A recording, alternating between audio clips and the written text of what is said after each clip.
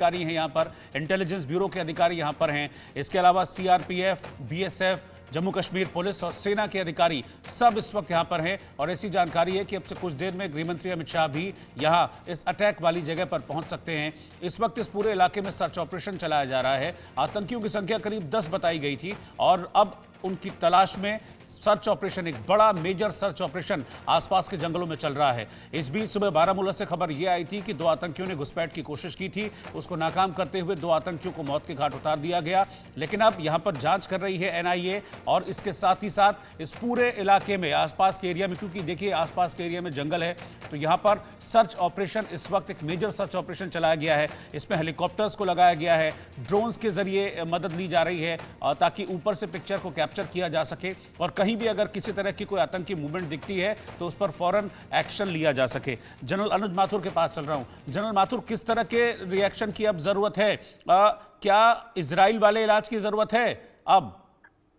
देखिए, बहुत जो रोहित, आर्मी होती है, आर्म फोर्सेस के पास बहुत तरीके हैं इन लोगों को सबक सिखाने के लिए। हमारे को एग्जैक्टली पता है कि कहां पर उनके ट्रेनिंग कैंप्स हैं, कहां पर उनके जहां पर उनके इकट्ठे होकर के टेररिस्ट इन्फिल्ट्रेशन करने की फिराक में है, टेररिस्ट की लीडरशिप कहां है, सैफुल्लाह कसूरी कहां है, आसिफ हाफिज सईद कहां है। तो मुझे लगता है कि एक बार इस प्रकार का जवाब देने की आवश्यकता है। देखिए, सबसे बड़ी चीज रोहित जो होती है वो ये होती है कि जो टेररिस्ट ऑन ग्राउंड काम कर रहा है वो एक सिर्फ प्यादा, यानी कि प्यादे से भी मेरे हिसाब से कम होता है, और उसका असल जो है वो पाकिस्तान में बैठा हुआ है। असली टेररिस्ट, एसपी वैद्य साहब ने कहा, मेरे पर्सनल दोस्त हैं वो, उन्होंने कहा कि असली सबसे बड़ा टेररिस्ट आसिफ मुनीर है।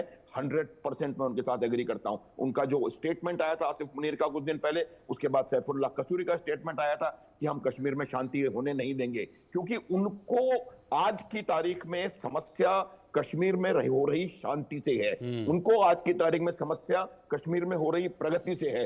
और मैं ये चाहता हूं कि हम इसमें कोई और मुर्शिदाबाद या कोई और एंगल अभी फिलहाल ना ढूंढें, और फिलहाल हमारे को यह आवश्यकता है कि इसमें पाकिस्तान का पूरी तरह से हाथ है। रोहित, मैं आपको एक और बात बताना चाहता हूं। पाकिस्तान का रियल एजेंडा जो है वो कश्मीर अकेला नहीं है।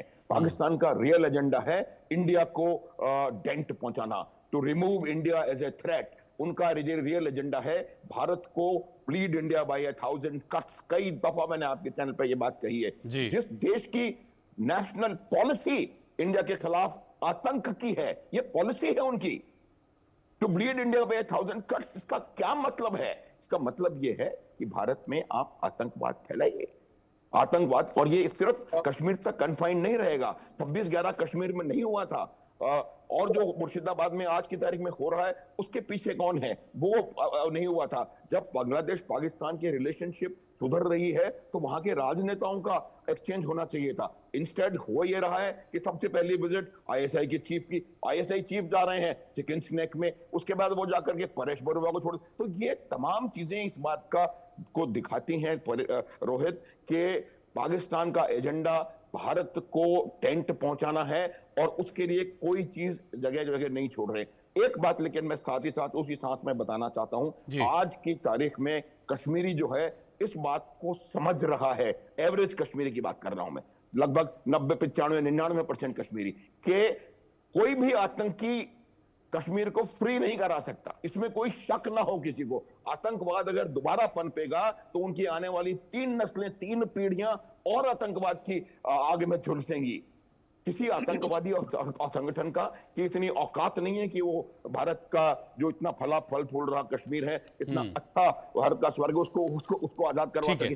ये बात समझनी है कश्मीर की आवाम को, और वो इसको समझ रहे हैं। इसीलिए शायद पहली बार ऐसा हुआ है कि तमाम कश्मीरी नेताओं ने एक सुर में इसको कंडेम किया है। तमाम कश्मीरी लोगों ने कैंडल मार्च कश्मीर में पहली बार इतिहास में हुआ है, और वहां के लोग, उनको मालूम है 80% उनकी रेवेन्यू टूरिज्म से आ रही है। ये जो कल हादसा हुआ है, इससे आप टूरिज्म ऐसा जबरदस्त तरीके से गिरता हुआ देखेंगे कि आपको उसका अंदाजा नहीं हो पाएगा। इसलिए हर वर्ष 2.5 करोड़ टूरिस्ट वहां गया था। आज देखिए क्या परिस्थिति होने वाली है। ठीक है, मैं आपके पास लौटूंगा, लेकिन इस बीच में आपको बता रहा हूं कि अपने दर्शकों को कि बीजेपी ने अपने सारे कार्यक्रम, आज जो होने वाले कार्यक्रम थे, उसको रद्द कर दिया गया है। मनोहर केसरी इस वक्त मेरे साथ हैं। मनोहर, ये बड़ा हमला हुआ है और एकजुटता दिखाने का वक्त है इस वक्त। खबर यह है कि बीजेपी ने अपने सारे कार्यक्रम रद्द कर दिए।